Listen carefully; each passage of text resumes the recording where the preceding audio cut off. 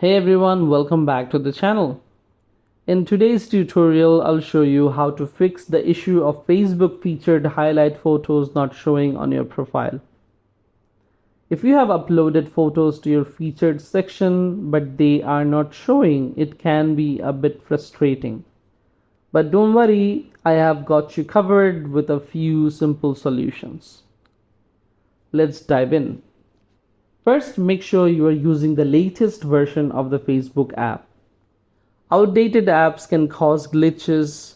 Head over to your App Store or Google Play, search for Facebook and hit update if available. Next, check your internet connection. Sometimes a slow or unstable connection can prevent photos from loading properly. Ensure you are connected to a strong Wi-Fi network or have a stable mobile data connection. Now let's fix the display issue in the app. Open the Facebook app and tap on your profile picture to go to your profile. Now scroll down to the featured photos section and see if any of them aren't showing. To fix this, tap on the edit button or the three dots beside the featured section.